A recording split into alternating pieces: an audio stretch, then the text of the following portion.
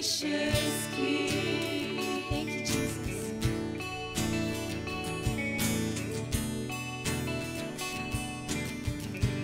You're a good and gracious King.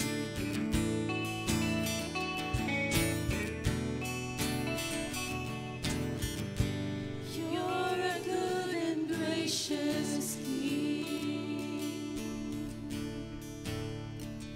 How great is our God?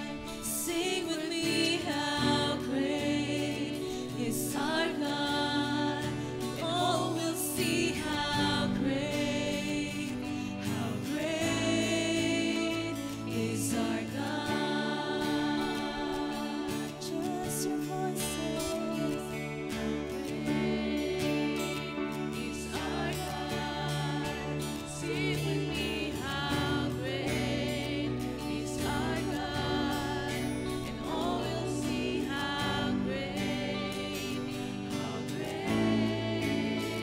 is our God. 'Cause you're the name above all names. You're the name above all names. You are worthy of our praise, and my heart will sing how great is our God. 'Cause you're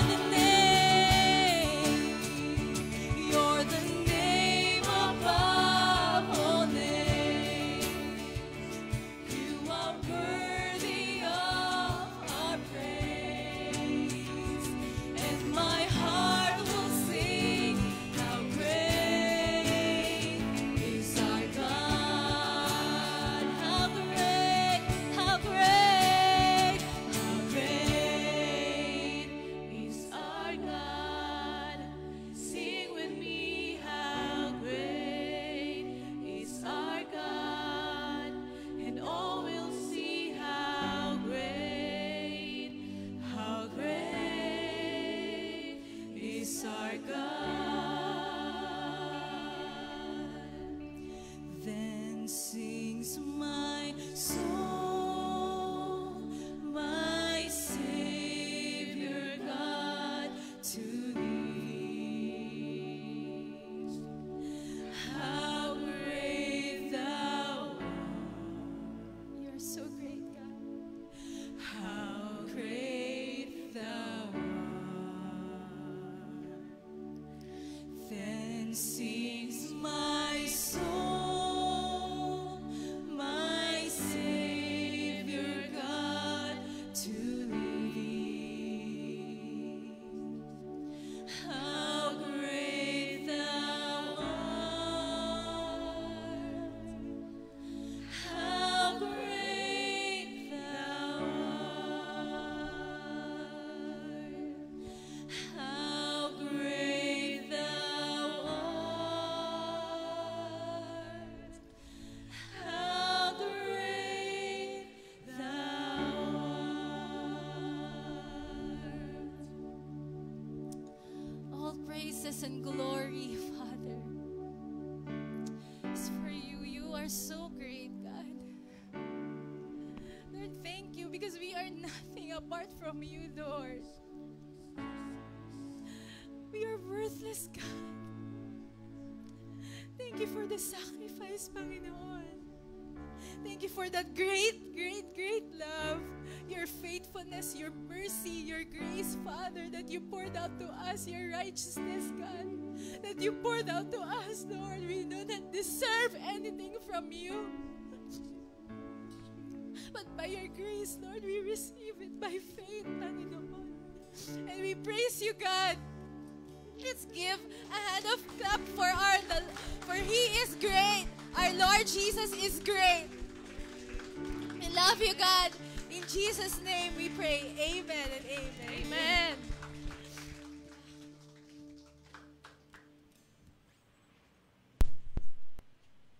How deep the Father's love for us, how vast beyond all measure,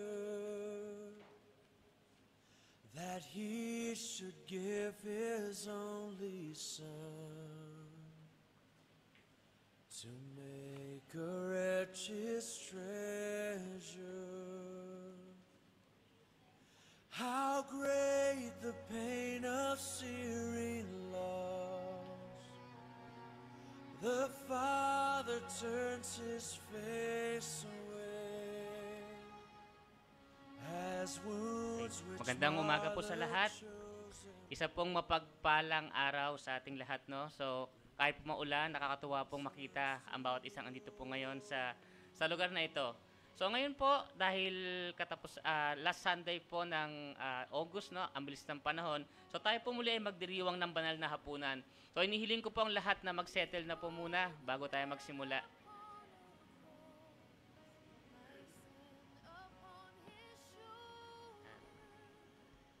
Okay na po. Sige po. So, sama-sama po nating pagbulay-bulayan po, no, tsaka intindihin po itong mga susunod pong talatang babasahin ko po sa inyo. Okay? So, ang habag ng Panginoon, ito po ay isang banal na gawain.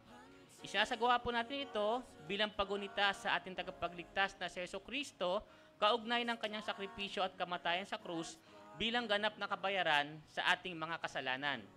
Kaya naman po, marapat po na isagawa ito na may pagdiriwang at ipagpatuloy hanggang sa kanyang muling pagdating. Ang tinapay at inumin na ating tatanggapin ay pawang mga elemento lamang at na sumisimbolo sa katawan at dugo ni Jesus. Wala po sa mga ito ang may kapangyarihan na mag-alis o maglinis ng mga kasalanan at magbigay ng kaligtasan sa ating mga kaluluwa. Tandaan po natin yan, ha? At sa halip, ito po ay sumasalamin sa katawan ni Jesus na siyang tumanggap ng buong parusa at pagkamuhi ng Diyos laban sa kasalanan. At sa dalisay niyang dugo na nagpatibay sa kanyang bagong tipan ng pag-ibig para sa atin. Kung bubuksan po natin ang ating mga Biblia sa unang Korinto, 11:29, sabi po ni Apostol Pablo, ang sinumang kumakain at umiinom nang hindi kinikilala ang kahalagahan ng katawan ng Panginoon ay kumakain at umiinom ng kahatulan sa kanyang sarili. Kaya po, marapat lamang na isagawa ito sa paraang nararapat. Ang paraang nararapat ay tumutukoy sa pagtanggap ng mga elemento na kalakip ang pagkilala kay Jesus bilang tanging Panginoon at tagapagligtas. Kaya po sa mga oras na ito, inanayahan ko po kayong sandaling pumikit at yumuko upang saliksikin ng ating mga sarili batay sa ganap na kapatawaran na kanyang iginawad para sa atin. At kung ikaw naman po ay naririto or nanonood sa ating live telecast sa unang pagkakataon, inanayahan kitang lumapit kay Jesus, pagsisihan at ihingi ng tawad ang iyong mga kasalanan at tanggapin siya sa iyong buhay bilang tanging Panginoon at tagapagligtas. At kung sa mga oras na ito, ikaw naman ay hindi pa handang magsuko ng buhay sa ating Panginoong Jesus, inanayahan kitang pansamantalang wag munang tumanggap ng mga elemento, bagkus buksan ng Biblia at siya sa atin ang mabuting balita na nasa ating Panginoong Jesus lamang. So tayo po yung magkaroon po ng personal na pananalangin. How great the pain of searing loss! The Father turns his face away as wounds which mar the chosen one bring many sons to glory.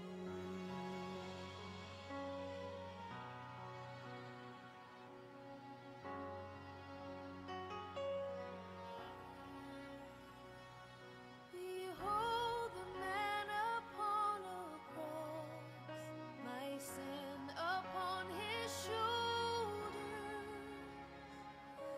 Ashamed, I hear my mocking voice call out among the scoffers.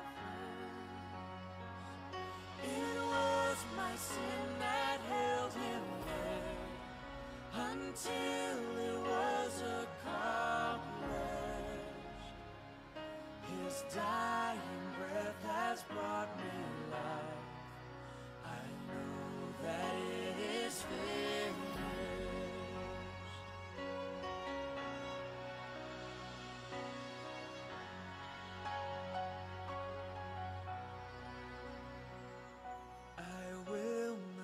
boast in anything.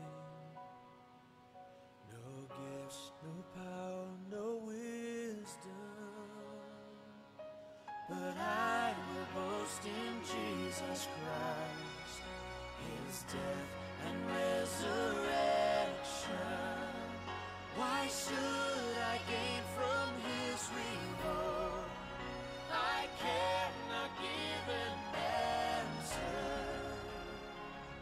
but this I know with all my heart: His wounds have paid my ransom.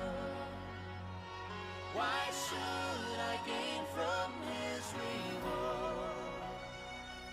I cannot give an answer.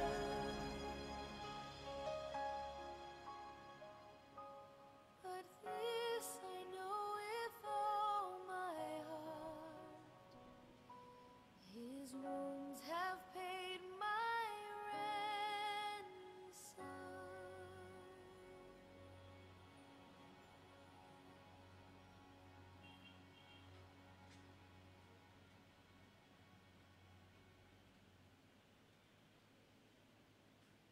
How deep the Father's love for us, how vast beyond all measure, that He should give His only Son to make a wretch His treasure. How great the pain of searing loss! The Father turns His face away. Okay. So maraming salamat po sa ating elder at sa ating mga deacons na nag-serve. So ngayon po, kunin po natin ng tinapay. Okay, sama-sama po natin itong ipanalangin. Let's pray. Aming Amang nasa langit, sa oras na ito, kami po ay nagpupulit na nagpapasalamat sa inyo. Salamat, aming Diyos, aming Ama, sa pagkakataon na binigyan niyo po upang kami makapagdiwang ng banal na hapunan. Sa oras na ito, Lord, hawak po namin ang tinapay na sumisimbolo sa katawan ng aming Panginoong Yesus, na siya talaga tumanggap ng parusa para sa amin. Amin pong pinagdiriwang ang mga bagay na ginawa po sa amin ng aming Panginoong Yesus. Maraming salamat po sa pangalan ni Yesus. Sabi sa unang Korinto 11:23-24, sapagkat ito ang turo na tinanggap ko mula sa Panginoon at ibinigay ko naman sa inyo. Noong gabing siya'y ipinagkanulo, ang Panginoong Jesus ay dumampot ng tinapay, nagpasalamat at pinagpira-piraso iyon at sinabi, ito ang katawan na inahandog ko para sa inyo. Gawin niyo ito bilang pag-alaala sa akin. Sama-sama po natin tanggapin ang tinapay.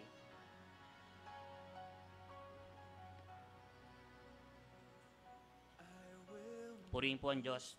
Ngayon naman po, ating kunin ang inumin. At muli po, atin po itong ipanalangin. Muli, amin Amang nasa langit, maraming salamat po. Kami po ay nagdiriwang at inaalala po namin ang Panginoong Yesus. Hawak po namin ngayon ang dugo na ang inumin na sumisimbolo sa kanyang dugo na naglinis po sa amin. Maraming salamat po, Panginoon.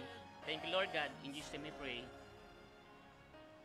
Sabi po sa unang Korinto 11:25, matapos maghapunan, lumampot din siya ng kopa at sinabi, ang kopang ito ang bagong tipan na pinagtitibay ng aking dugo. Tuwing inumin niyo ito, gawin niyo bilang pag-aalaala sa akin. Sama-sama po natin tanggapin ang inumin.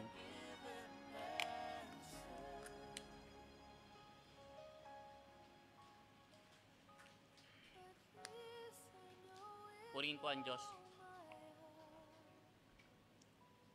At bilang pagtatapos po, sabi sa unang Korinto 11:26, sapagkat tuwing kakain kayo ng tinapay na ito at iinom sa kopang ito, ipinapahayag ninyo ang kamatayan ng Panginoon hanggang sa kanyang muling pagparito. Purihin po ang Diyos.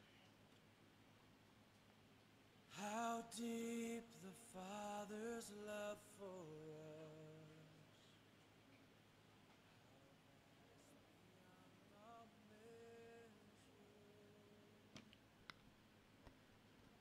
Good Morning, a blessed church. Happy Lord's Day po sa bawat isa. So, ayan, maulan.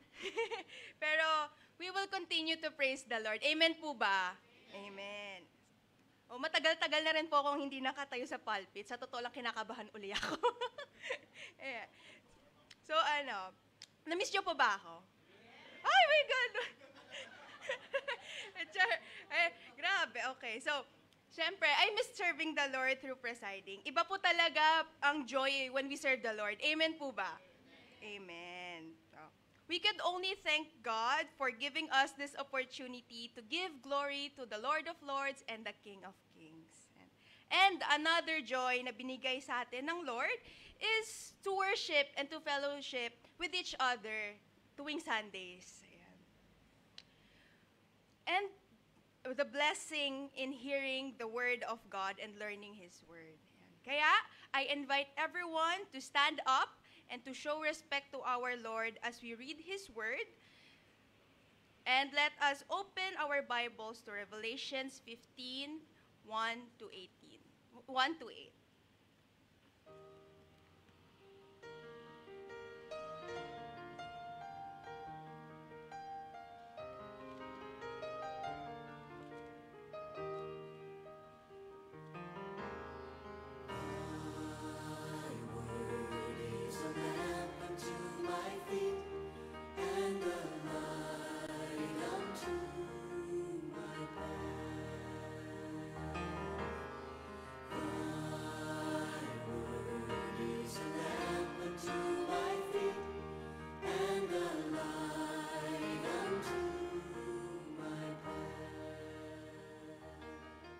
Revelations 15, verses 1 to 8. The seven angels and the seven plagues. Then I saw another sign in heaven, great and amazing. 7 angels with 7 plagues, which are the last from with them. The wrath of God is finished. And I saw what appeared to be a sea of glass mingled with fire, and also those who had conquered the beast and its image and the number of its name, standing beside the sea of glass, with harps of God in their hands, and they sing the song of Moses, the servant of God, and the song of the Lamb, saying, Great and amazing are your deeds, O Lord God Almighty. Just and true are your ways, O King of the nations. Who will not fear, O Lord, and glorify your name? For you alone are holy. All nations will come and worship you, for your righteous acts have been revealed. After this I looked, and the sanctuary of the tent of witness in the heaven was opened. And out of the sanctuary came the 7 angels with the 7 plagues, clothed in pure bright linen, with gold sashes around their chests. And one of the 4 living creatures gave to the 7 angels 7 golden bowls, full of the wrath of God, who lives forever and ever. And the sanctuary was filled with smoke from the glory of God and His power. And no one could enter the sanctuary until the 7 plagues of the 7 angels were finished. Praises and thanks to God for the reading of His word. All may be seated na po. And to introduce a messenger of the Scripture of God and a loyal servant and the student of the Lord who will be delivering our sermon today entitled The Great and Amazing from the sermon series, The Victorious Christ and the Vindicated Church, our brother in Christ, Pastor Marvin Caroxpas.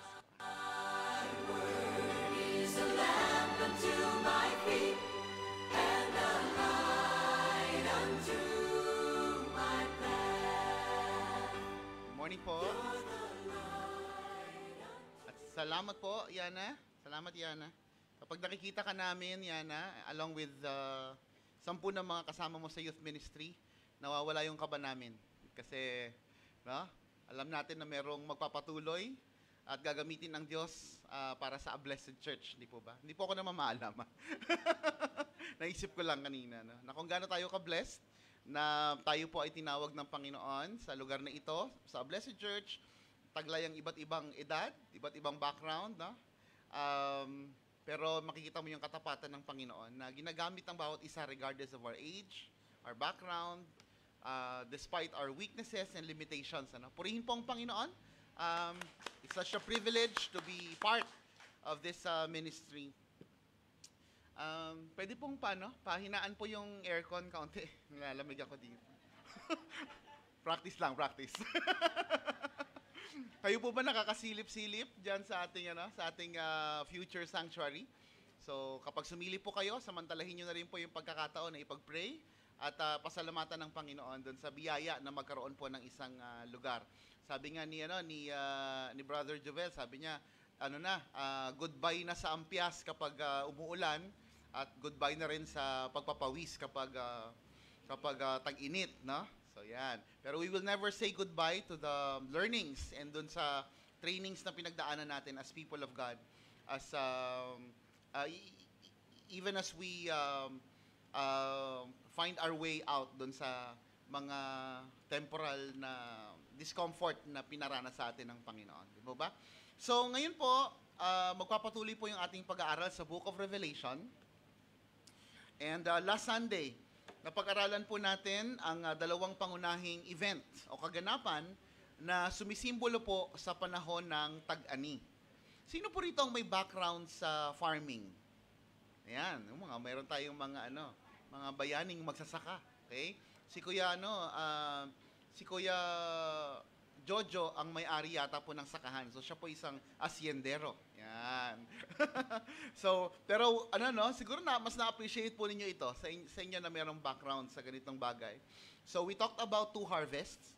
So inilarawan po yung event during the end times sa pamamagitan po ng isang symbolic image pertaining to the day of harvest. So sa mga huling araw, magkakaroon daw po ng tag-ani.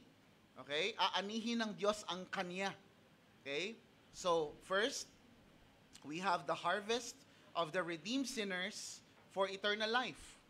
So, aangkinin ng Diyos yung kanyang mga tinubos, yung kanyang mga tagasunod, no? Pag sinabi nating tag-ani o pag-harvest, we get the idea of gathering. Yung in-gathering of the saints, in-gathering of His people. Okay? At pangalawa, we also learned that there will be a harvest of the rebellious sinners for eternal judgment. So hindi lang po followers of Christ ang igagather ng Lord, He will also be gathering even the rebellious sinners, but not for eternal life, but for eternal judgment. Okay? So ipinapakita po dito sa bahaging ito ang dalawang magkaibang grupo. So we see 2 groups here. Bagamat pareho sila ng status in terms dun sa kanilang pagiging makasalanan, no, we are all sinners. We know that. We acknowledge that. And that's also what the Bible is telling us. Walang sino man ang nakaabot sa kaluwalhatian ng Diyos. You and I belong to that category na kung tawagin ay makasalanan. Okay? So it doesn't matter kung gaano kalaki ang kasalanan mo, kung gaano kadami, at kung gaano katagal na yon, ano? For as long as you're a human being, you belong to that category of being a sinner. So we are all sinners. In fact, we are sinners not because of what we do. We are sinners by identity. Okay? Yung dugo ni Adan, okay, sa kanilang pagbagsak sa kasalanan ay nananalaytay sa ating dugo. Kaya pagkasilang pa lang natin, we are already considered sinners. Okay? And that's one reason kung bakit hindi natin kailangang turuan na magkasala ang isang bata. Natututunan niya yon ng kusa sa kanyang sariling kahusayan sa pagkakasala. Hindi mo kailangang i-common. Meron po bang ganon? Subject sa common na kung paanong magkasala. We don't need that. Why? Because we are sinful by nature. Okay? So, there was that group. One category, we are all sinners, pero nakahati po itong sinners na ito sa dalawang magkaibang aspeto. We have the group that was redeemed, tinubos ng Diyos, while the other remained in their rebellion. So merong tinubos, merong hindi tinubos, and we also have one group, okay, na na-vindicate. Pag sinabing na-vindicate, nakatanggap ng pagkilala, okay, na-rewardan, ano pa pag sinabing na-vindicate? Kinilala ng Diyos, okay? Nabigyan ng katarungan ng Diyos, and the other group is judged. And we also learned from Revelation 14, batay sa ating pinag-aralan ng nakaraan, there was that one group who became the recipients of God's perfect love, and then the other became absorbers of God's perfect justice. Okay? So, sa pamamagitan po ng Revelation 14, na kung di ako nagkakamali, 3 linggo nating 3 Lord's Day nating pinag-aralan, natutunan po natin na ang pag-ibig at katarungan ng Diyos ay magkaugnay. So, God is love, and at the same time, He is also just. So, while God is love, He is also just, and God's love necessitates His justice. And God's justice is consequential to His love. Ibig sabihin po, dahil ang Diyos ay mapagmahal, maibigin, kinakailangan na magsagawa ng paghatol. Kinakailangan ng katarungan. Kaya po yung katarungan na taglay-taglay ng Diyos ay nagmumula doon sa katotohanan na siya ay isang maibigin na Diyos. Mamaya we will labor on that even deeper as we talk about this. Ngayon mga kapatid, for our sake, para sa ating kapakanan, yung love at saka justice ng Panginoon ay parehong na-satisfy sa krus nang si Jesus ay namatay doon. So, God's love and justice, it was satisfied at the cross when the blood of the Lamb was spilled for the forgiveness of our sins. Okay? So, hindi lang love ang present sa cross, but even God's justice. God so loved the world. Ang sabi po ng, anong verse? Na alam po ninyo? John 3:16. God so loved the world, okay? And we know what happened. He sent Jesus to be with us. For what? Bakit po isinugo si Jesus? Bakit ipinadala ng Diyos Ama si Jesus? Ang sabi po ng Bible, to die on the cross, para mamatay para sa atin. Why? Because Hebrews 9:22 tells us that without the shedding of blood, there is no forgiveness of sins. So yung pag-ibig ng Diyos necessitates o kinailangan na maggawad ng katarungan. So that's why, kung iisipin po, wala pong kasalanan na pinalagpas ang Diyos. Kahit tayo po bilang mga anak ng Diyos, bilang mga Kristiyano na nagsuko ng buhay sa Diyos, ang kasalanan po natin ay hindi isinantabi. Hindi po siya kinalimutan ng Diyos. Ang ginawa ng Diyos, dahil siya ay hindi lang mapagmahal, kundi makatarungan, kailangang bigyan ng katarungan yung ating mga kasalanan. Somebody's blood was spilled. Somebody's life was sacrificed. None other than the life of our dear Savior, Jesus Christ. So ano po ibig sabihin mga kapatid, na kinabang tayo bilang mga kawan ng Diyos, we benefited from that love and justice demonstrated at the cross. Nakinabang po tayo sa ipinamalas na pag-ibig at katarungan ng Diyos doon sa krus. But my question for all of you today, mga kapatid, is, paano naman ang katarungan na laan at karapat-dapat kay Jesus? Sa palagay po ninyo, kailangan kaya ni Jesus ng katarungan? Meron kayang karapat-dapat kaya siyang makaranas o makakamit ng katarungan kagaya natin? So that's a very important question that we will be answering today. Between us and Jesus, alam niyo po ba, kinakailangan talagang makamtan ni Jesus ang katarungan.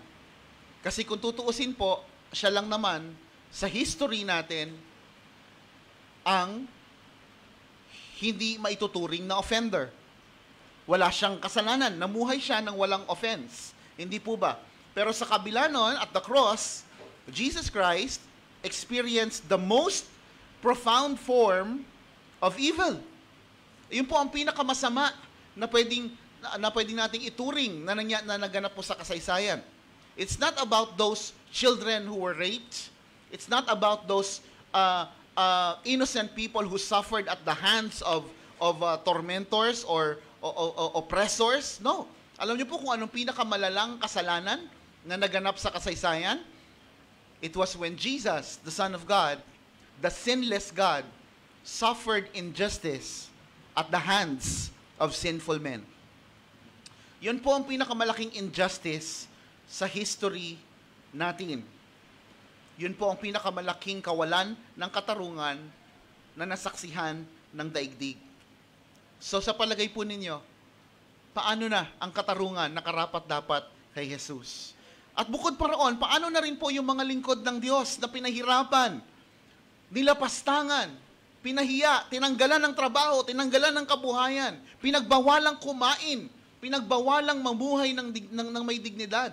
Paano na yung mga tao na ipinalapa ng mga emperor sa mga mababangis na hayop? Paano na yung mga taong sinunog ng buhay para ilawan ang garden ni Nero? Paano na itong mga taong ito? Do they also deserve justice? Sa palagay po ninyo, karapat-dapat po ba sila sa katarungan? They were killed because of Jesus Christ. They suffered because of the identity of Christ na kanila pong niyakap sa kanilang mga sarili. So, the question is, mga kapatid, who would pursue justice for Jesus and His church? So, kung naniniwala po kayo na karapat-dapat, marapat lang na pagbayaran ng mga makasalanan ang ginawa nila kay Jesus at ang ginawa nila sa bride of Christ, then walang problema para sa atin, sa inyo ngayon, walang problema rin na tanggapin ang katotohanan na ang kahatulan ng Diyos is both logical and reasonable. Tama po ba ako? So dapat wala tayong problema doon sa kahatulan ng Diyos. Dapat hindi problema sa atin na ang Diyos ay nagpaparusa.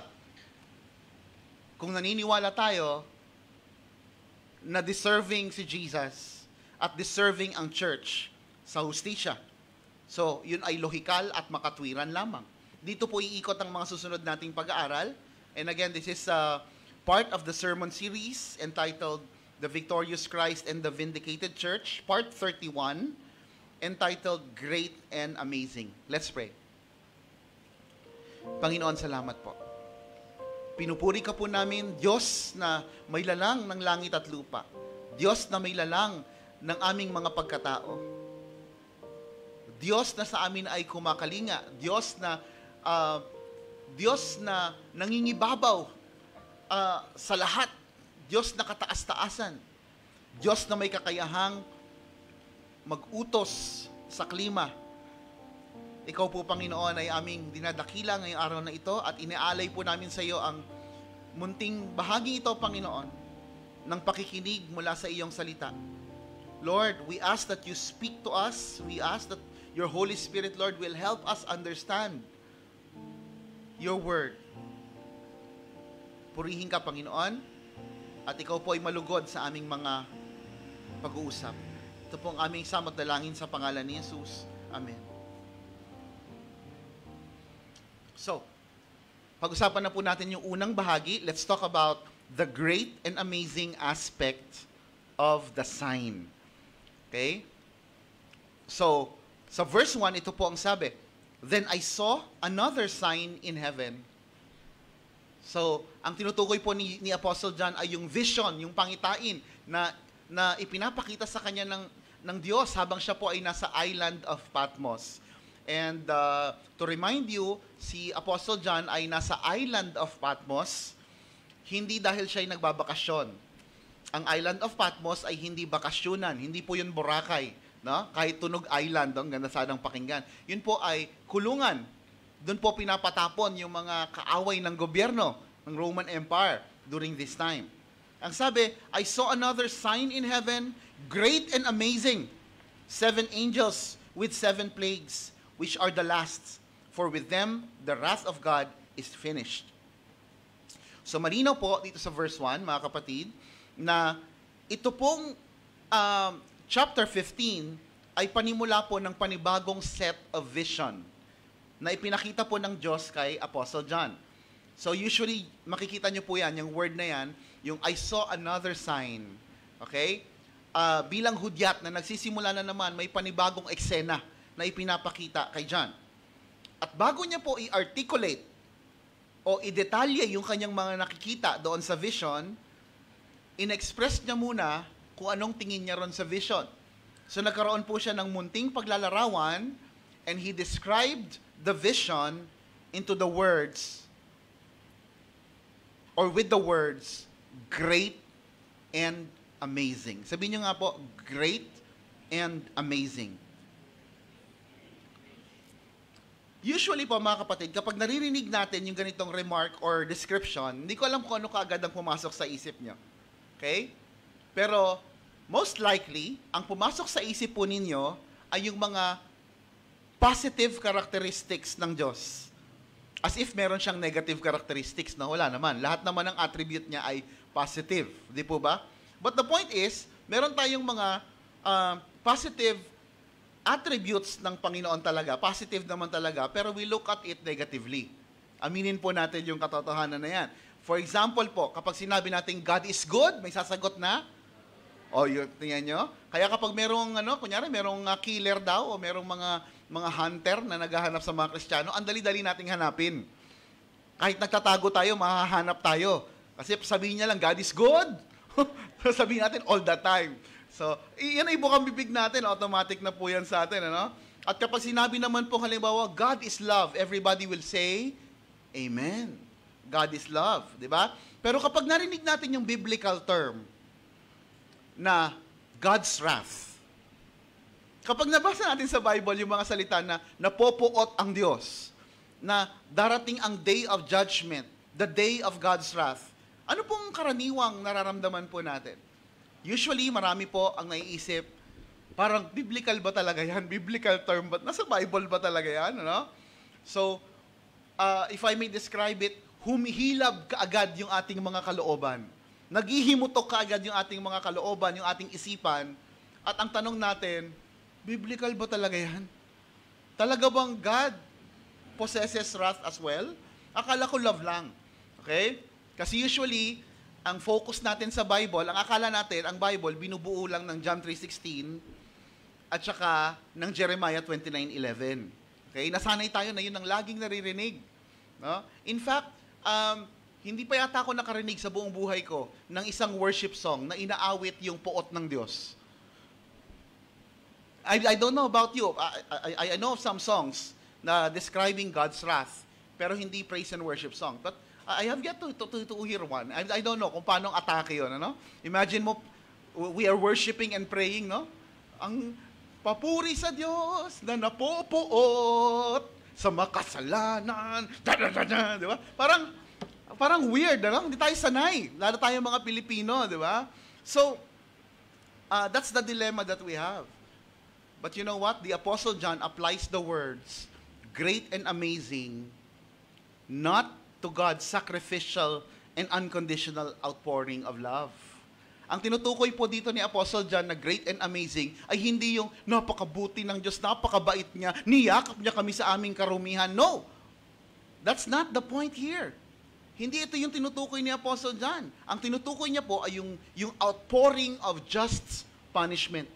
Yung makatarungang paghatol ng Panginoon. Ang tinutukoy ni Apostle John in context na great and amazing.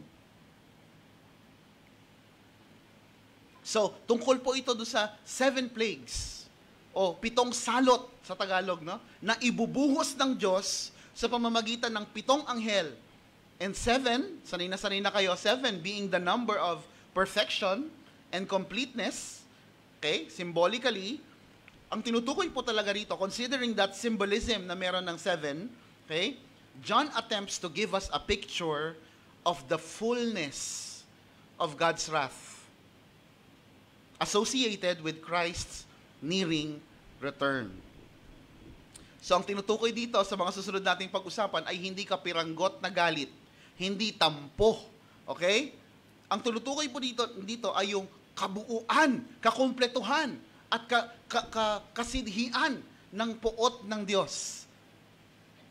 So, mga kapatid, ang sabi ni John, these 7 plagues are the lasts. So, ang ibig lang pong sabihin nun, nung meaning na ito na ang last, ang ibig pong sabihin ni Apostle John dito, ito na po yung last set of vision na nakita ni John. Okay? upon carefully analyzing, napansin ko po na yung first set ng vision ay nandoon sa chapters 1 to 11. And then the second set begins in chapter 12 hanggang 14. And then we have the third set from chapters 15 hanggang 21. Although, set po yon. So, ibig sabihin, sa loob ng bawat set, marami pang vision na nakapaloob. Okay? And by the way, mga kapatid, the 7 plagues na binabanggit po dito ay kilala rin sa tawag na 7 bowls. 7 bowls of God's judgment. Ganda sana pakinggan, ano? Kung rice bowl yon, ano? Kung kanin o chow fan yung nakalagay doon, ano? Kaso mo hindi, ano? So, katulad po ito ng 7 seals na napag-usapan na po natin, yung tinatawag na 7 seals of God's judgments, 7 trumpets, pero parehas po sila, parehas ng timeline, parehas po ng mga kaganapan. The only difference is, itong 7 bowls of God's judgment is being perceived from a different camera angle. Okay? So, ibang anggulo ng camera yung pinag-uusapan dito. Saklaw po nito ang mga kaganapan simula sa unang pagdating ni Kristo hanggang sa kanyang ipinangakong muling pagbabalik. So, that's the duration or timeline that we are talking about. Or in other words, we also call it the last days. We belong in that period. Okay? Although, parallel po ang bowls of judgment sa seal and trumpet judgments, inilalarawan po ito ni John sa mas maigting na kaparaanan. Ibig sabihin, itong bowl of judgments o bowl judgments ay mas intensified. It is more intense and it is more destructive. While the seal judgments, katulad po ng mga nakaraang pag-aaral natin, we see there that through the seal judgments, it affected 1/4 of the earth. Okay? Then when we talked about the trumpet judgments, if you still recall, 1/3 of the earth were affected. Okay? Pero itong 7 bowls of judgments, it symbolized the completeness of God's wrath, bringing human history to its appointed end. So hindi na usapin dito yung 1/4, yung 1/3, no. Dito po sa bowl of judgment, yung kasagaran ng kaparusahan at kahotolan ng Diyos ay makikita na natin. Pero sa kabila po nito, so in terms of scope and intensity, mas malala itong bowl of judgments in terms of how it was presented in John's vision. Pero sa kabila nito, again, let me just reiterate, ano pong tawag ni John sa malalang mga kaganapang ito? Lakasan nyo nga po. Great and amazing. Okay? So it becomes clear that what John is declaring to be great and amazing are God's judgments against the unbelieving world. Ang pinag-uusapan po dito in context ay kung paanong hahatulan ng Diyos yung mga taong hindi nagsuko ng buhay sa Kanya. Yung mga hindi mananampalataya. Now, the question is, why is God's judgment great and amazing? So I have 3 reasons that I wish to also, that I intend to share with you. Number 1, it is great and amazing because God's judgment is consistent with His character. Yung paghatol ng Panginoon ay kaakibat, consistent sa kanyang katangian bilang isang makatarungang Diyos. Okay? Ang problema sa ating mga Pilipino, okay sa atin yung katarungan kapag hindi tayo ang subject. Di po ba? Kapag hindi tayo yung offender. Kapag tayo ang sinaktan, kapag tayo ang biktima, we cry out justice na. Pero kapag tayo ang nakasakit, kapag tayo ang nakagawa ng mali, ayaw natin ng justice. Gusto natin kalimutan iyon, ano? At makalusot sa kung anumang katarungan na nararapat sa atin. But we have to understand that God's justice is judgment is consistent with His character. Hindi niya pwedeng hindi i-execute yung judgment because it's part of His nature. Now, number 2,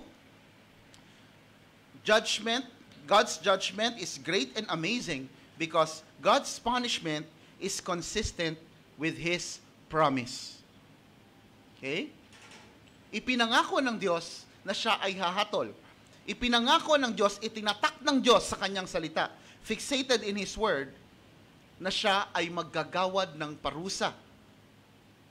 So the only way na isipin natin na hindi magaganap ang judgment day ay kung naniniwala tayo na ang Diyos ay hindi tumutupad sa kanyang pangako. Meron ba ritong naniniwala na ang Diyos ay sumasablay sa kanyang pangako? Taas po ang kamay. Okay? Sa palagay ko, wala. Even Bible scholars would tell you na yung mga messianic prophecies, yung mga hula, no, ay natutupad at patuloy natutupad ang iba sa ating kapanahunan at mga susunod pa. Okay? Kasi kapag merong pangako ang Diyos na hindi natupad, that means we can count Jesus Christ as a false prophet. But He's not. So, sigurado tayo that God will punish because it is consistent with His promise. Sabi po sa Revelation 3:9, sabi, tingnan mo, palalapitin ko sa iyo at paluluhurin ang mga kampo ni Satanas na nagpapanggap ng mga Hudyo, ngunit hindi naman, at sa halip ay nagsisinungaling. Malalaman nilang minamahal kita. Alam niyo po ang makikita natin dito? I don't know if you catch or if your attentions were caught with one very special word. Ang sabi, malalaman nila na minamahal kita. So you see, yung pagpaparusa, paghatol ng Panginoon ay nagsisilbing patunay na mahal niya ang kanyang kawan. Okay? So this promise, although ito ay binanggit po sa church in Sardis, ay hindi lang po laan para sa kanila. It is universal in nature. Kaya nga po ang sinisimbolize ng 7 churches ay yung kabuuang kawan ng Diyos sa buong sanlibutan. Now, it is for the universal church of Christ. Anumang lahi, saang mang lupalop ng daigdig. Okay? So this promise belongs to us. This promise belongs to you in all generations, as symbolized by the 7 churches, complete and full. So that's the second one. And third, God's judgment is great and amazing because, number 3, John understands that their hardships will find meaning when viewed alongside God's vindication. So ang pinag-uusapan natin dito ay mga tao during the early century, during the early moments of the church, na nakaranas ng matitinding paghatol, pagpapahirap, pagpaparusa mula sa gobyernong kanilang kinasasadlakan. So that is the context. We're talking about persecuted Christians.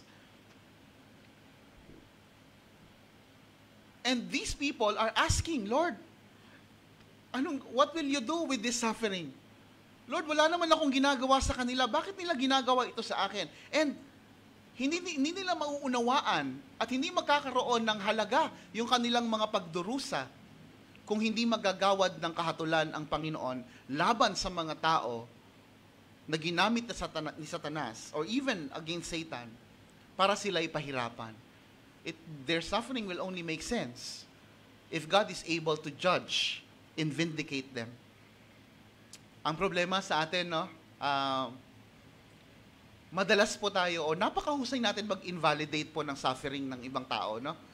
So, yun ang problema sa atin kadalasan. Ang dali nating maliitin yung paghihirap ng ibang tao. Just because we think we are stronger than them, or we are better than them in many ways, di ba? So, kadalasan, kaya natin ini-invalidate yung feelings ng ibang tao, o yung sufferings ng ibang tao kasi hindi naman natin dinanas yung problema nila eh. Di ba? And in our mind, ang sinasabi natin, no, kung ako yan, dali-dali lang yan. Di ba? So, ganun tayo minsan mag-isip, ano? Yung problema nila, hindi natin maunawaan, and we think of them as weaklings just because we do not really understand kung ano ang kanilang pinagdadaanan. To tell you honestly, if Apostle John is here today, in our time, alam niyo pong sa palagay kong kakaharapin ni Apostle John, marerebuke si Apostle John. Marerebuke si Apostle John ng ilang Kristiyano na magsasabi sa kanya, Christian ka pa naman? Hatulan ng Diyos yung mga makasalanan. Sabi mo, great and amazing. Anong klaseng Christian ka? Where is the love? Christian ka pa naman, di ka kapag-forgive. Yan ang dadanasin ni John. Okay? And usually, it comes from those people who do not really understand what forgiveness is about. Ang akala kasi ng iba, yung forgiveness is a reset button. No? Patawad ka, Christian ka, ngayon na! Sige, I forgive. Uy, okay na. Okay na, hindi na masakit. Akala natin ganun yung forgiveness, ano? So, we do not have a theology, a sound theology about forgiveness. Okay? Tapos kapag nangyari sa atin, yung dinanas ng ating kapatid, ibang story. Di ba? Kapag sila nakaranas, Christian ka pa naman. Galit na galit ka, ano ba yan? Pag sa atin, ano ba yan? Okay, galit na galit. Galit na galit naman tayo, no? Mas malala pa kung minsan. Why? Because we do not understand their suffering. Tapos meron pa tayong arte-arte moment na, Lord, bakit ako pa? Di ba? Ang lagi kong tanong dyan, sino gusto mo? Bakit ako pa? Alam niyo yung sabihin ng bakit ako pa na expression? Okay? Kapag yan, sinabi niyo sa Panginoon in your prayer, what you're really telling the Lord is that, Lord, I do not deserve this suffering. I am entitled for a better life. I'm entitled for a convenient life. Yun ang sinasabi natin actually, doon sa word na, bakit ako pa? At bakit hindi ikaw? Okay? Maliban na lang kung naglalakad kang may halo, sabi ni Beyonce, no? Maliban na lang kung ikaw ay walang kasalanan, but you all know for sure that we are all sinners. And for that reason, there's nothing that we deserve on earth other than suffering. Hindi po ba? So, the point is, hindi tayo marunong magbalanse ng ating mga pananaw, especially when it comes to the justice of God. At kung minsan, gusto nating tulungan yung ating mga kapatid, we have good intentions, but we do not know how to handle their pain. Kasi, ang akala natin sa forgiveness, reset button. Ang ibig pong sabihin ng forgiveness, mga kapatid, ay ang pagbababa, pagsuko ng kahit anumang naisin mo na makabawi. When you decide in yourself, kapag sinabi mo sa sarili mo, lalo kinumit mo sa Panginoon, Panginoon, salbahe to eh. Pero Lord, kahit salbahe to, hindi ako mananakit, hindi ko gagawin yung ginawa niya sa akin. The moment na yun ay itinatak mo bilang commitment, the moment na nilubog mo yung sarili mo doon sa ganong aspeto na hindi ka babawi, na hindi ka gagante. Okay? You have already granted forgiveness. Pero masakit pa rin ba? Oo. Masakit pa rin eh. Kasi ang sugat po ay hindi gumagaling kasabay ng paggawad ng parusa. No? Paggawad ng forgiveness. Okay? So, hindi po yun magkasabay. Okay? So, kapag ang ating mga kapatid ay nag-express sa atin, galit ako eh. Galit na galit ako eh. Galit na galit ako. Hayaan mo siyang magalit. Kasi paraan niya yun para ma-release yung kanyang pain. Hindi po ba kapag halimbawa naapakan kayo ng may takong? Anong ginagawa nyo? Sumisigaw kayo, di ba? Hindi nyo naman sinasabi, I'm okay. Hindi naman eh. Di ba? Kung may pagkakataon, aray! Galit na galit ka, gusto mo sabunutan yung di ba? Di ba ganon? Ginawa tayo ng Diyos na ganon. Pero ibang usapan kapag ang kapatid natin ay, galit na galit ako, pastor. Okay? O ano ngayon? Anong balak mo? Bumili akong posporo tsaka gas. Okay? Babawi ako. Yan. O kaya naman, bumili akong gadgaran. Ang gano'n yung gadgaran? Gagadgarin ko ang buong katawan niya. Ganun ka nakabrutal, ano? So the point is, ano yung atsara? The point is, mga kapatid, kapag nandutuon na yung pagkakataon na gusto niya nang bumawi, well, that person we can say has an unforgiving heart at may tendency na siya po'y mapahamak at makapahamak ng kapwa. That's when we rebuke. Pero kapag siya'y nasa pain niya, yakapin mo, samahan mo, pakinggan mo, hayaan mo lang siya mag-vent out. Huwag tayong bida-bida. Na para bang kaya mong paghilumin yung kanyang sugat sa isang iglap. No? I think if John is alive today, he will be experiencing the same. Okay? Now, kailangan ba nating i-encourage ang mga kapwa nating Kristiyano na mag-grant ng mercy? Of course. No?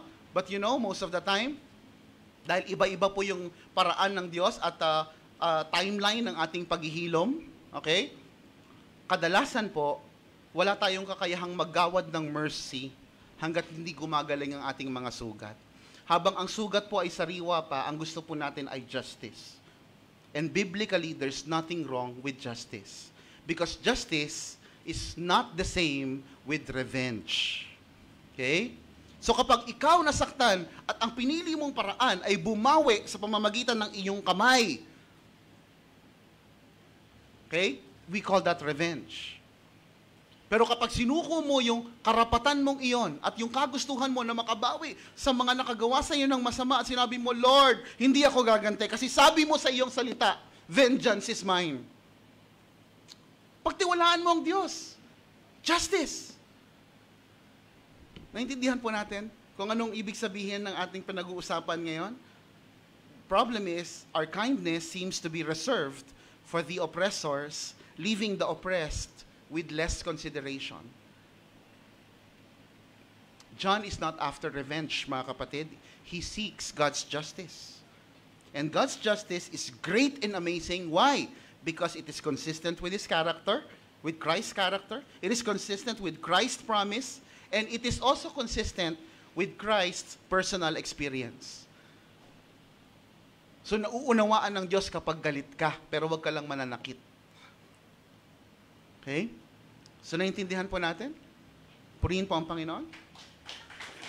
Now, let's talk about the second great and amazing. Okay? The great and amazing aspect of the song. Okay? Kanina po, sign. Ngayon, tinawid po tayo ngayon ng Revelation o ni Apostle John doon sa kanta. Ba? Para palang musical to. Sabi sa verse 2, and I saw what appeared to be a sea of glass mingled with fire, and also those who had conquered the beast and its image and the number of its name, standing beside the sea of glass with harps of God in their hands. Matatandaan po mga kapatid na noong pinalaya ng Diyos ang mga Israelites mula sa pagkakaalipin sa Egypt, ano pong ginawa ng Diyos sa pamamagitan ni Moses? Yung famous na event po. Okay? Hinati niya po ang Red Sea.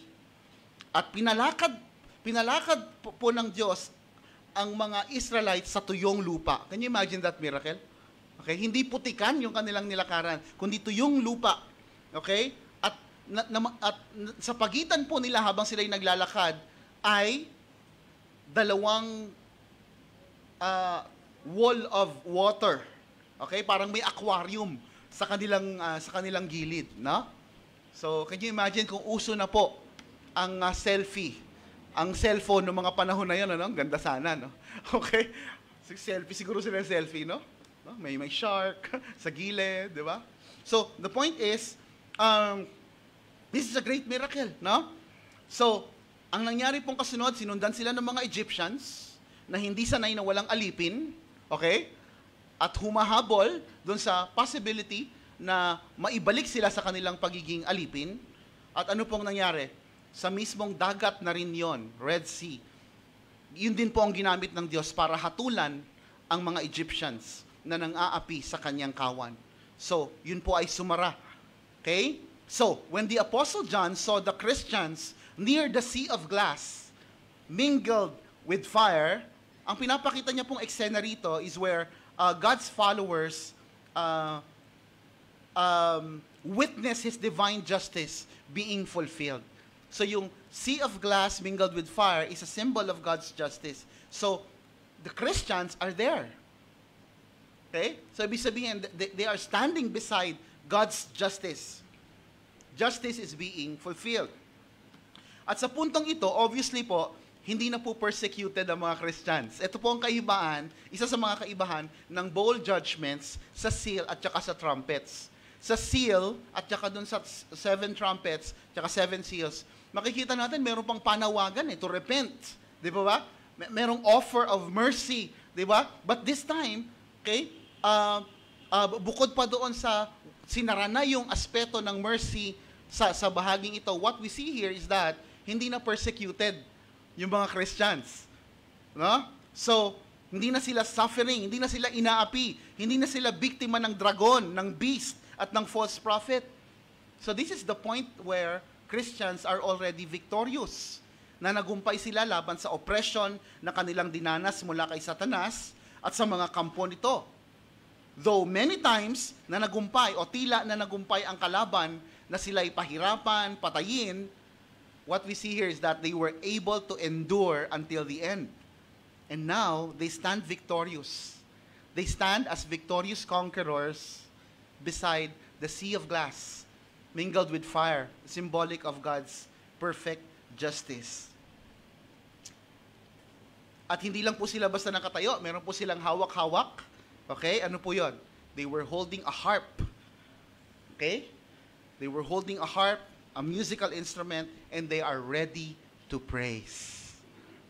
They are ready to sing songs. And then verse 3 sabi, they sing the song of Moses, the servant of God, and the song of the Lamb, saying, great and amazing are your deeds, O Lord God the Almighty. Just and true are your ways, O King of the nations.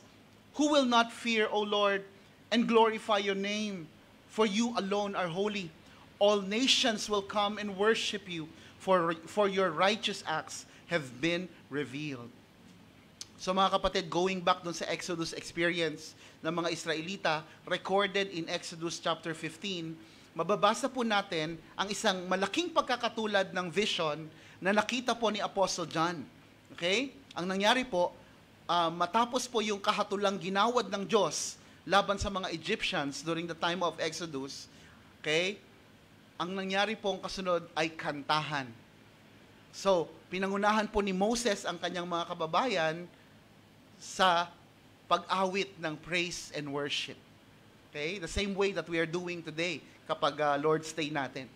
At sa pagbabalik po ni Jesus, aawitin po natin muli ang awit na iyon. We will be singing that song of Moses. We will again be singing the song of Moses, although, pag binasa po natin, upon careful analysis, it will lead us to discover na ito pong binabanggit dito sa 3 and 4 ay pinagsama-samang talata mula sa iba't ibang bahagi ng banal na kasulatan. Okay? So we have the words, great and amazing are your deeds, coming from Psalm 111, verses 2 to 4, and Deuteronomy chapter 28. Tapos yung binanggit po dun sa awit na, O Lord God, the Almighty, it is found repeatedly in the prophets Haggai, Zechariah, and Malachi. Tapos yung sinabi po sa lyrics na, just and true are your ways, yan po ay makikita natin sa Deuteronomy 32, verse 4. At kung matatandaan po ninyo, ilang linggo lang po ang nakakaraan, nang sabihin po sa atin ni John na ang awit na ito ay laan lamang po sa mga tagasunod ni Kristo. Not everyone can sing this song, or not everyone can learn this song. We have that in Revelation 14, verse 3. Ang sabi, walang matututong umawit sa awit na iyon, kundi ang 144,000 tinubos mula sa daigdig. 144,000 symbolic of God's church. So the point is, you know the song if you know the gospel. Kung alam mo kung anong ginawa ni Jesus para sa iyo, okay, at alam mo kung anong kahulugan nun sa buhay mo bilang makasalanan na nakatakdang sunugin sana sa impyerno, then you know this song. You can sing this song. Okay? So other people, unbelievers, they can know the song, they can know the lyrics, but they will never be able to understand the meaning of this song. But what is great and amazing about this song? Well, simple lang po. It is a song about the Lamb. It is a song about what Jesus Christ has done for His people. Ang sabi, great and amazing are His deeds. It is a song about His plans. Naniniwala po ba kayo na ang Diyos ay may plano sa kanyang kawan? May plano sa kanyang mga anak? So ang sabi po ng awit, just and true are His ways. And it's about His holiness. It is about the glory and worship that Jesus Christ alone deserves. So makikita natin dito mga kapatid, God's judgment is described as great and amazing. It is described as just and true. Jesus is great, amazing, just and true. It is a song of victory of those who belong to Christ. This is your song. Purihin po ang Panginoon. Sabi po sa Psalm 30 verses 11 to 12, pinawi mo itong aking kalungkutan, pinalitan mo ng sayaw, ng kagalakan. Pagluluksa ko ay iyong inalis, kaligayahan ang iyong ipinalit. Aawit sa iyo ng papuri at hindi ako tatahimik, O Yahweh, aking Diyos. pasasalamat ko'y walang patid. We have our own share of mga suffering natin, mga struggles po natin, hindi po ba? Okay? We have a guarantee here from the Word of God that one day, the Lord will replace our crying, our weeping, our mourning with dancing. So yung ating mga kalangkutan ay papalitan niya ng kagalakan. This is a promise na hindi pwedeng i-fail ng Panginoon. Okay?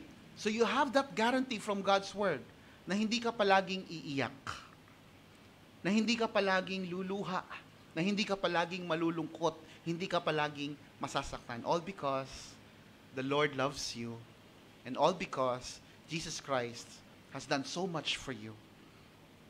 We give the Lord a mighty hand of praise. Okay? Let's talk about the third one, great and amazing aspect of the sanctuary. Pinag-usapan natin sa unang bahagi, yung sign, pagsimula po ng vision.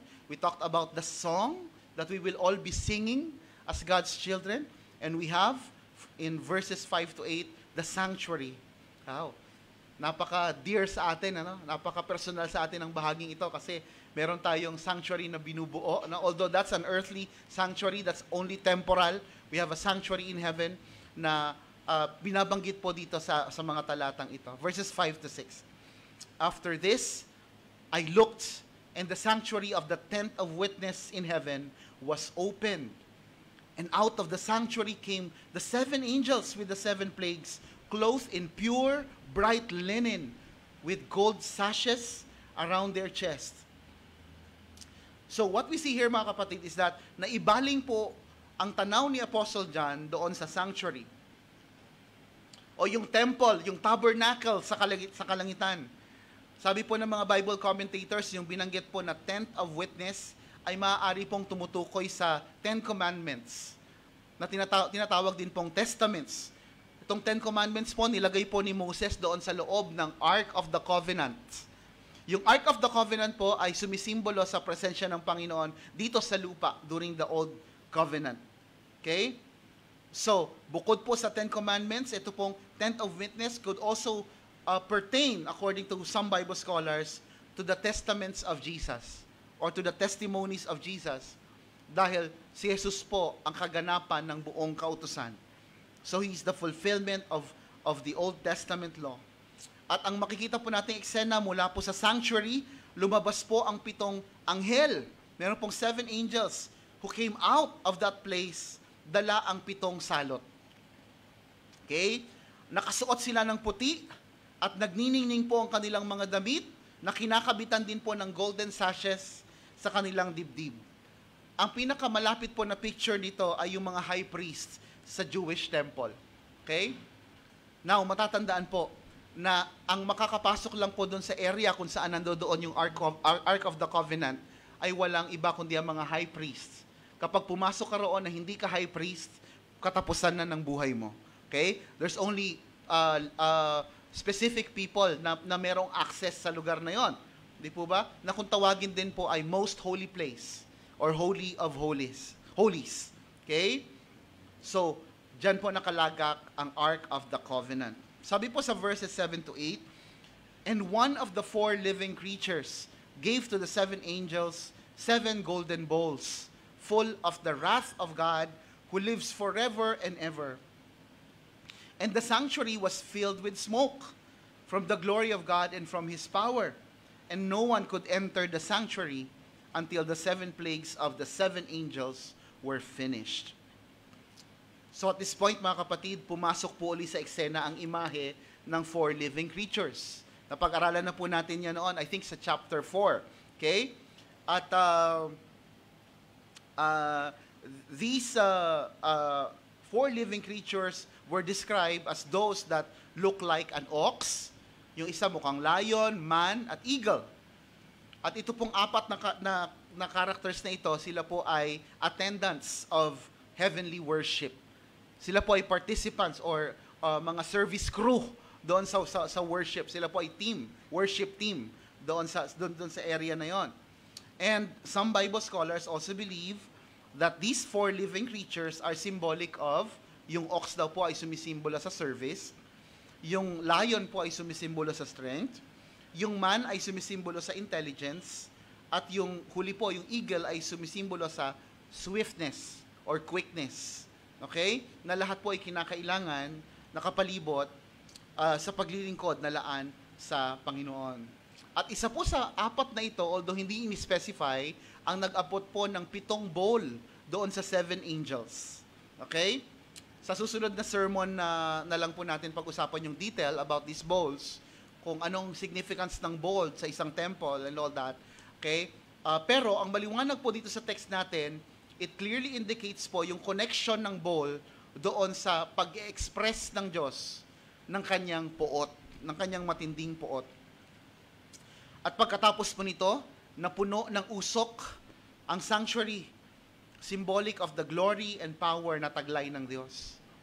At nakita rin po ni John na pansamantala po na tinanggalan ng access ang sino man na makapasok po doon sa lugar na yon, doon sa Holy of Holies. So, God at this point was temporarily unapproachable. Ang sabi ng Lord sa kanyang salita, approach the throne of grace, God's throne of grace with confidence. But in this case, what we see is that God was unapproachable. No? Sinaran po ang pintuan doon sa lugar na iyon. At marami pong suggestion ang mga eksperto patungkol dito. Pag binasa po natin yung Exodus chapter 19, makikita po natin yung parehas na pangyayari kung saan during the Exodus moment po, God powerfully manifested His divine glory and strength at hindi po kayang tagalan ng sino man. Kaya kinailangan pong i-draw ng Panginoon yung linya at sinabi niya na wag kayong tatapak dyan sa may paanan ng bundok. At merong matitigas ng ulo, 3,000 of them, they all died. Okay? So that's a same instance na pwede nating i-relate dito. So, ang makikita natin dito, hindi lang naman tao ang tinanggalan ng access, ni po ba? Even the angelic community. 'Di ba? And additionally, pwede raw din po na sinisimbolize nito yung binibigyang diin dito, yung kabanalan ng Diyos na walang sino mang being ang pwedeng lumapit during this moment until all the traces of sin are eradicated from creation. So this is the stage of purifying the entire creation bilang paghahanda doon sa kanilang nalalapit nakalaang destiny sa kanila o nakalaang kaganapan sa kanilang buhay. And some also suggest na ito pong si John ay naglalarawan o he was just describing the moment in the end of time kung saan kaya wala na raw access. Ang sabi ng ibang Bible commentators, this could also depict the picture kung saan ang Diyos ay nagsara na ng kanyang tenga. Okay? Nagsara na siya ng kanyang tenga at yung kanyang tenga ay naging resistant na sa panalangin ng paghingi ng awa. Okay? I think last Sunday we talked about that verse kung saan sinabi ng Panginoon na seek Him while He is near, seek Him while He can still be found, because there's a time when the Lord will no longer accommodate cries of mercy. Okay? It will be too late for anyone to, Lord, sorry. Lord, help me. Lord, save me. Okay? That time is coming. So evidently, makikita po natin also another possible po na may kinalaman dito ay yung dinedicate po ni Moses ang temple sa Exodus 40. And at the same time, pagkatapos din po, or same way, pagkatapos din pong matayo ni Solomon yung temple, na makikita natin sa 1 Kings, pinagbabawalan pong pumasok doon ang mga priests. Okay? Believing that the presence of God is there, and it will be risky for all of them just to come in. So, mga kapatid, what is so great and amazing about the sanctuary in heaven? Okay? Well, doon sa sanctuary na dinidescribe ni Apostle John, we see God's display of power and glory through the act of carrying out judgments. Okay? So this is vindication for God's people. Naalala niyo po ba yung panalangin ng mga Christian martyrs? Yung mga pinatay dahil sa kanilang pananampalataya? Ang sabi sa atin ng Revelation, yung kanilang dugo ay nakikiusap at patuloy na nagsasalita sa Panginoon, longing longing for God's justice. I think it's in Revelation 6:10. Sinasabi nila, Lord, how long? How long will you issue justice? How long will we receive justice from our oppressors? Okay? So ang sinasabi sa atin nitong pangatlong bahagi is that God is able to grant justice. Hindi ko alam kung nagme-make sense itong bahaging ito sa kabuuan natin kasi iba-iba po tayo ng karanasan. But this is especially I think personal to some of you who have experienced oppression. Yung ilan sa inyo na minata sa kanilang pagiging mahirap, tinanggalan ng trabaho dahil sa kanilang pananampalataya, sa kanilang paninindigan. Yung ilan sa inyo na ginawa ng masama, inabuso, pinahirapan nang wala namang kadahilanan. Okay? Pinagbintangan, inakusahan. To those of you who have experienced these things, makikita natin, it makes sense that God will grant justice. It makes sense that the judgment is coming. Why? Because God loves you enough to promise you that you're waiting, on moments of waiting for that justice will soon arrive. It is sure, it is certain, because God loves you. So ipinakita po kay John ng tagpo kung kailan inihahanda po ng Diyos ang katapusan. The stage is set, and since Christ and His church have won the battle, the 7 angels are ready to release God's anger on the earth. Ang ginamit po na salita dito sa wrath na makikita nyo dyan sa Bible, opo, makikita nyo po sa Bible yung God's wrath. Hindi po nag-iimbento si pastor. At ang original text na ginamit po dyan ay yung word in Greek na thumos, which means intense anger. Nag-aapoy, nagalit, umuusok na ilong sa galit. Yan po ang ibig sabihin niyan. Pero hindi po ito katulad ng galit na nararamdaman natin bilang mga tao. Okay? Minsan yung galit natin hindi righteous. Yung galit natin dahil lang naargabyado tayo. God is not like that. Yung kanyang galit ay nagmumula doon sa katotohanan na siya ay matuwid. At dahil doon, matuwid din ang kanyang paghatol. So, ang tinutukoy po dito ay yung matinding pagkamuhi ng Diyos laban sa kasamaan. Ang matinding pagkamuhi na ito ay laan sa lahat ng tumataliwas o kumakalaban sa lahat ng kanyang iniibig. God has a deep affection for what is good, what is perfect, what is holy and pure. Subukan mong banggain yung apat na yan at makakalaban mo ang Diyos. And because of this, He will make sure that the entire creation will be restored to God's intended purpose.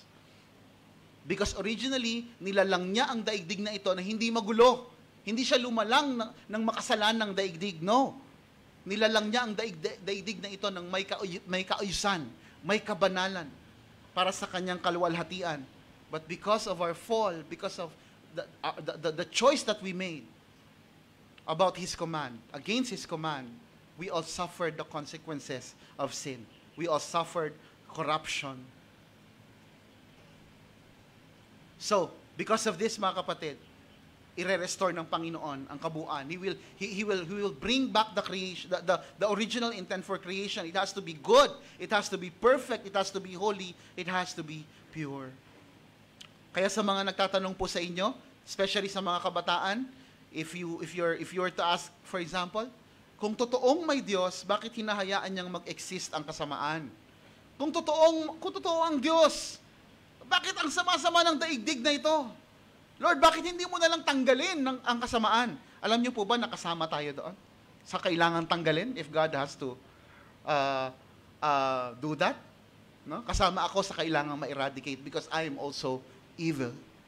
We all are. But here's your answer to that question, mga kapatid. God is purposely allowing it for a time, but not for all time.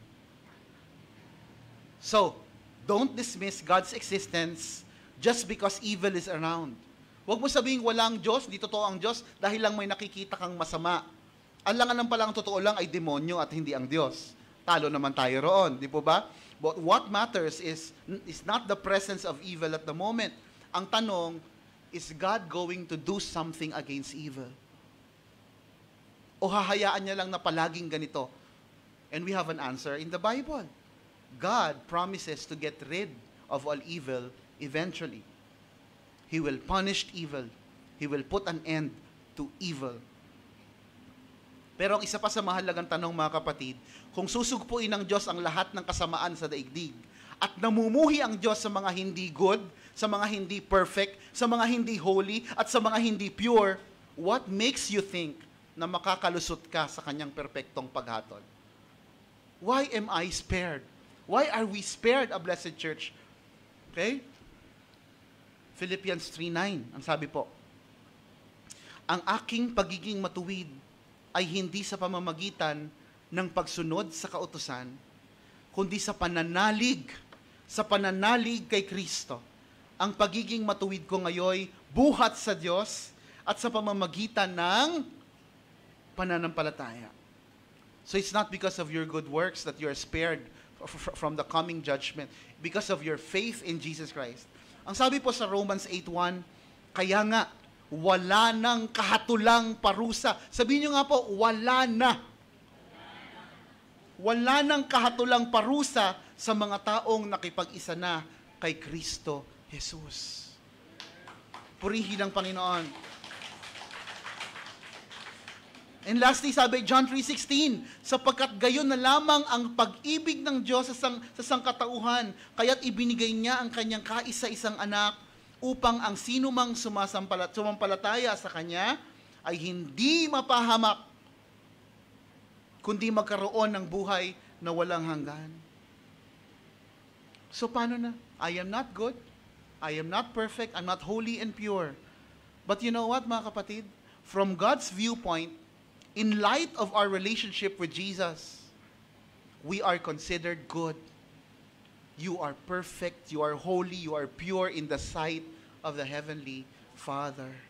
And because of this very reason also, mga kapatid, He will never refrain, He will never withhold punishment from those people, from those evil, from those demons who sought to harm you as a child of God. Purihin po ang Panginoon. Let's all pray.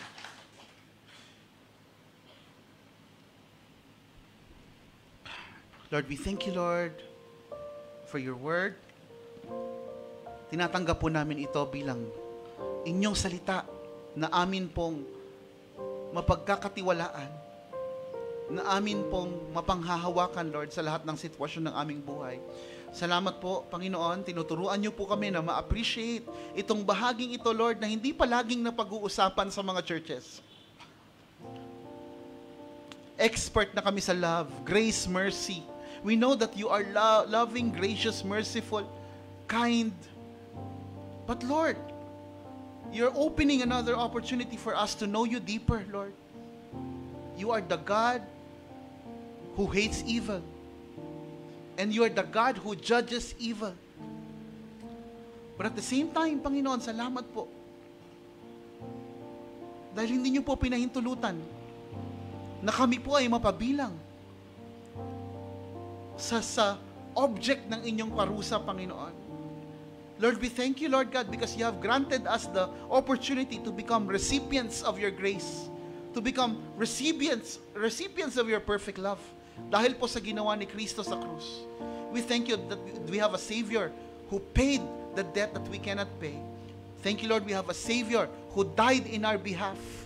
Died the most shameful, the most embarrassing kind of death, the most painful kind of death. Nang sa gayon, Panginoon, hindi na dumampi ang kahatulan ng Diyos sa aming mga buhay. We thank you, Lord God, that you took God's judgment as your own, so that we will be forgiven, so that we can be saved, so that we can be righteous, oh God. Such a precious gift, Lord God. Such a wonderful gift. We have such a great and amazing Savior. And may we not forget this, oh Lord. Dadaan kami sa maraming pagsubok, maraming pagdurusa. At marami din po kaming mga achievements, pagpapalang darating sa aming buhay. But may we never forget the truth, Lord, that the best thing that we have in this life is not earthly and temporal, worldly things, Lord. What we have is Jesus. Our names have been written in the book of life, and for that we rejoice. We thank you for your grace. We thank you for your salvation, O God. And we pray the same thing sa aming mga kaibigan at mahal sa buhay. We give you glory and praise. In the mighty name of Christ we pray. Amen.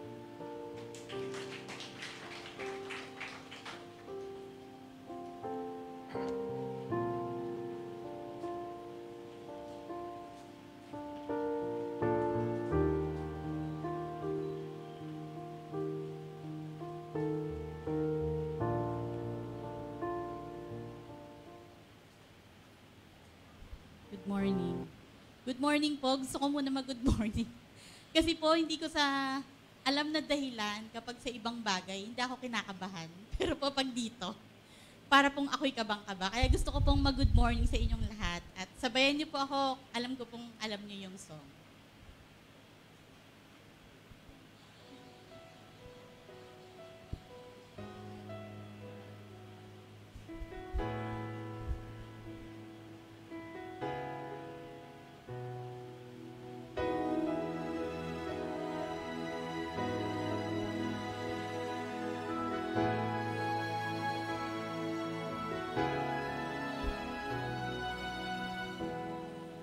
Panginoon, ang nais ko, kagandahan mo ay pagmasdan, ang pag-ibig mo sa aking tugon. Kailan may di pababayaan sa iyo lamang, matatagpuan sa iyo lamang.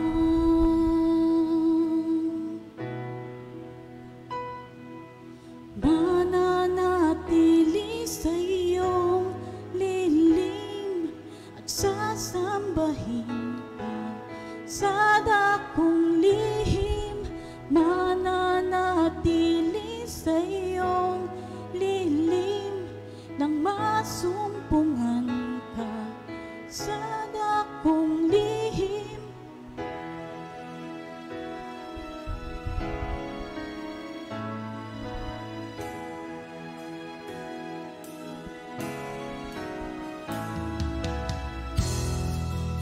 Panginoon, ang ngalan mo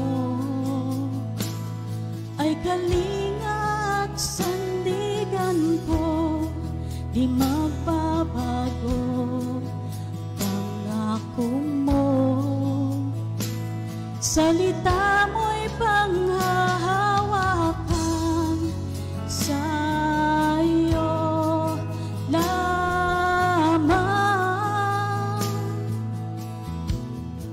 matatagpuan sa iyo lamang.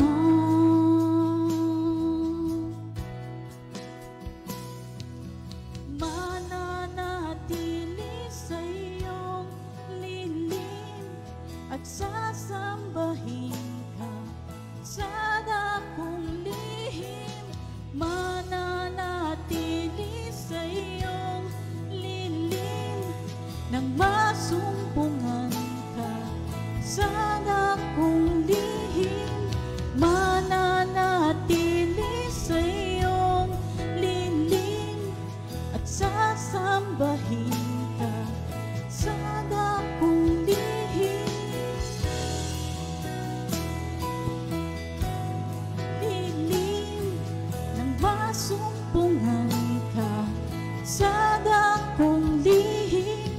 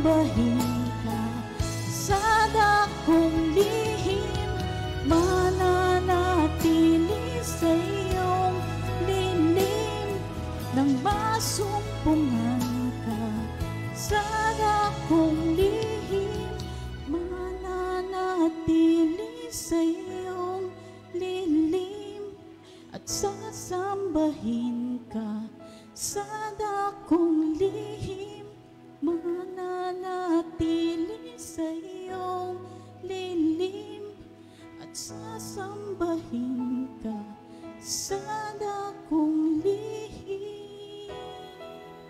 Thank you po.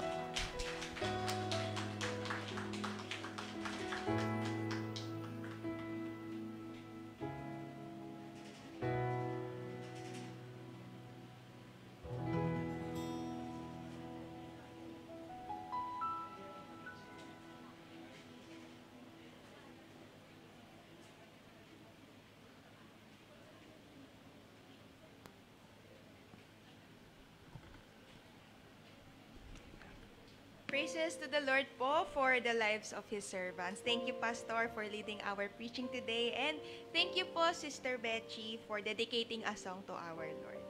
And now, as we proceed to our offertory portion of the worship, let's open our Bibles to Hebrews 13:16. Do not neglect to do good and to share what you have, for such sacrifices are pleasing to the Lord. Our offertory is for the Lord and for the growth of His ministries and the building of His sanctuary.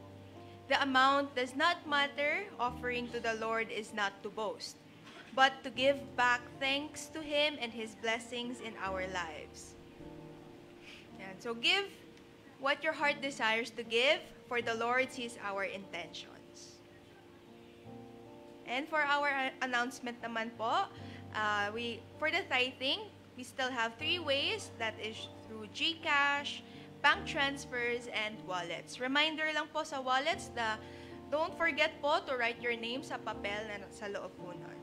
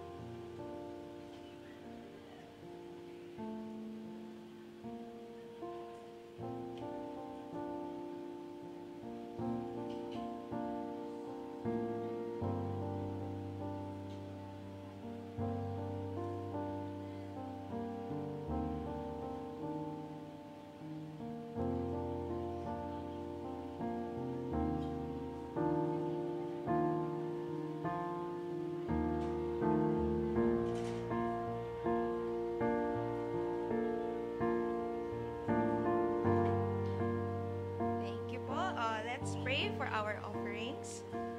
Let's pray. Heavenly Father God, salamat po for yet another Sunday in the lives na pinahiram niyo, Panginoon. Maraming salamat po for allowing us to gather, bagamat ang weather po ay hindi ganun kagandahan, Lord God. Thank you po for the lives na nandito. Thank you po for the people who offered to you, Panginoon. We pray that this offering, Panginoon, will continue to be used, Panginoon, only for your glory, Panginoon, for the building of your sanctuary, Lord God. Lord God, we pray that this gives you glory, Panginoon, this gives you joy and a pleasing aroma to you, Panginoon. Lord God, I pray that you bless the hearts that gave to you, Panginoon. Lord God, we pray the rest of the day, Lord God, thank you, Panginoon, for your continuous blessing in our lives, bagamat hindi po namin ito deserve. All these things we pray in your most precious name. Amen.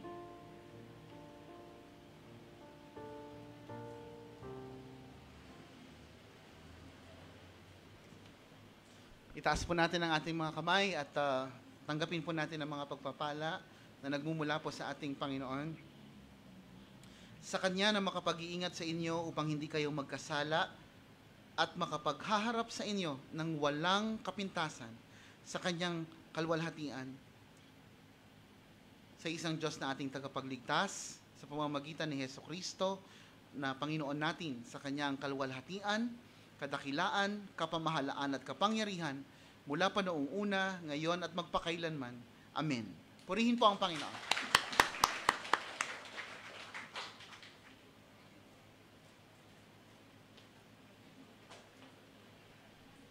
And that officially ends po our worship service today.